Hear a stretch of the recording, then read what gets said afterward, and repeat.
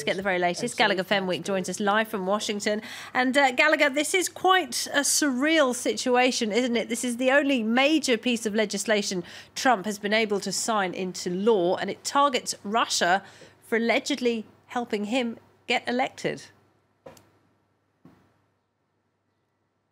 And that is perhaps why the statement issued by the White House is so terse. As you mentioned, the president's own words, he considers that the bill that was put on his desk for him to sign is simply unconstitutional. He starts in the statement by saying that it is perfectly legitimate to want to punish those foreign nations acting against America's interests. But then very quickly in that statement, the tone changes sharply. Donald Trump literally assailing, criticizing vehemently legislators, saying that they are basically, through this law, encroaching on his presidential authority, and notably the president's ability to conduct foreign policy as he sees fit. It is no secret to anyone that this president, this administration wanted to ease relations with Russia in order to perhaps, at least according to this president, be able to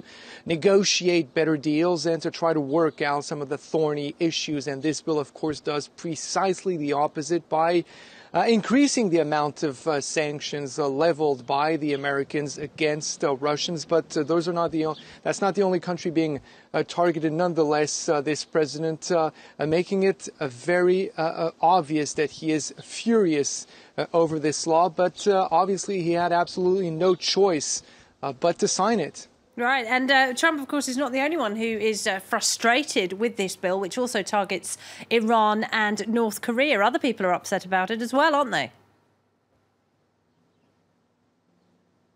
Yeah, absolutely, especially the sanctions that are being imposed, a new set of sanctions being imposed on Russia. That really upset the Europeans, notably for two different reasons. First of all, because these sanctions are potentially harming European business interests, which sort of are situated in and around Russia, and perhaps make use of some of the pipelines either originating or transiting through Russian territories, but also because, as some members of the G7 noted, they consider it to be very important to have a sort of united front against Russia and not have different countries adopting national or unilateral initiatives which serve to sort of divide this united front, which was supposed to have emerged notably through the Minsk agreements, which sort of had set in stone this idea that G7 nations and European countries, amongst others, were going to present a united front in order to punish Russia for its military actions against Crimea